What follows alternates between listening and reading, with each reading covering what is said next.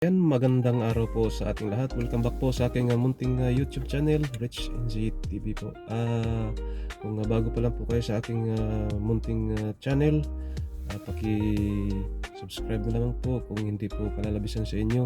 At maraming salamat po sa lahat ng magsusubscribe. Ayan, tayo po ay magkukwentuhan lamang po.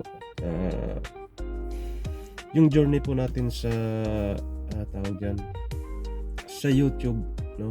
Akala po natin dati nung tayo po ay gumawa ng channel, akala po natin ay basta-basta ganun lang. Pero hindi pala. Mahirap pala na maintain yung YouTube channel, no? Pag-uumpisa pa lamang yung pagbibigay ng reach ng subscriber,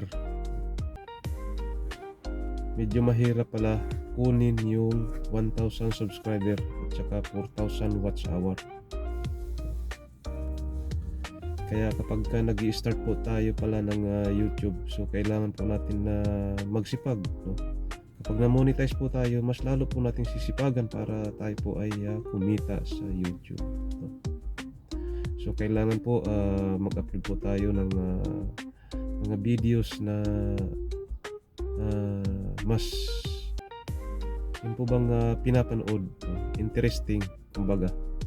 Tapos kailangan consistent po tayo na mag-upload para sa ganun ay maraming mapapanood sa ating YouTube channel. Kapag may dadalaw po sa ating channel, meron po silang napapanood, no? Kailangan na interested po yung mapapanood nila, so para babalik-balikan nila yung ating channel. So ganun. So sa una mahirap, no?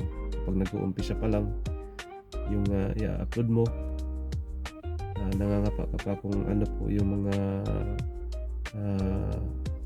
i-upload mo. Dapat meron tayong brand, no, sa ating pag-upload. May sarili tayong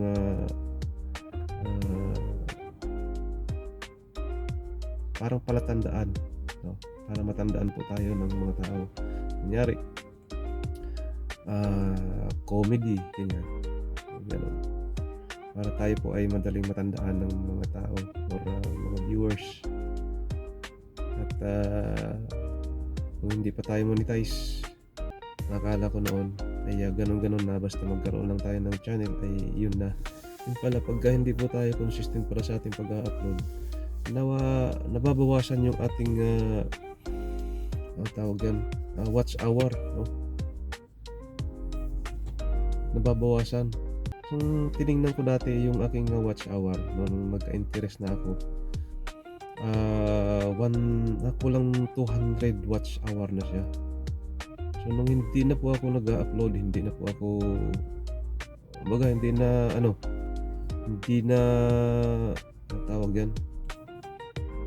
hindi na active.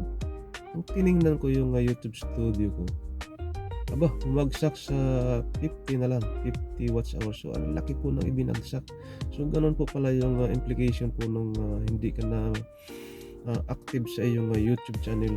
So kailangan active pala palagi at regular upload ka para sa ganun ay hindi mababawasan yung watch hour mo tsaka yung mga followers mo. Malalagas din pala yung followers, hindi ko po alam. So ngayon naging aware na ako dahil yun po yung nararanasan ko. Yun. So every time na mag-upload ako,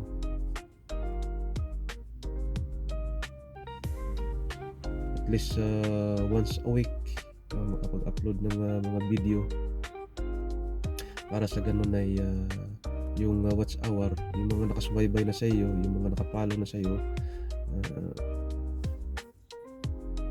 yung mga nanonood na sa iyo, meron na silang mapapanood. Ganun pala yun.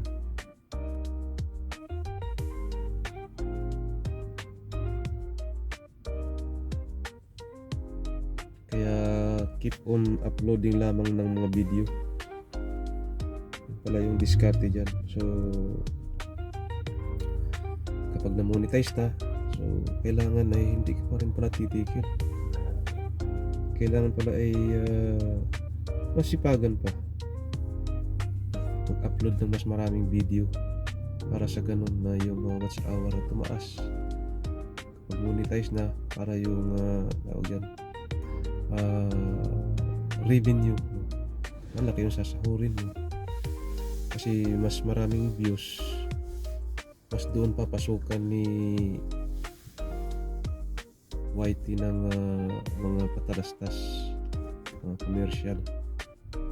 So kahit na hindi pa monetize yung channel natin, so kapag more than 100 na po yung views, nagkakaroon na po ng patalastas o commercial siya. Ganun pala. So madami po tayong matutunan dito kapag nag-uumpisa pa lang tayo sa pag-YT. Madami po tayong matutuklasan na mga bagay-bagay na hindi po natin inaakala na ganun pala. Hindi basta-basta pala mag-YouTube. Nandun yung napagod, lalong-lalo na pagka nag-i-edit ka. So yun, maraming salamat.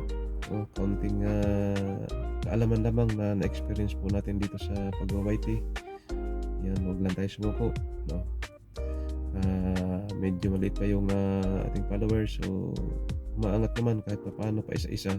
Okay lang yun, hindi naman tayo nagmamadali. So, libangan lang.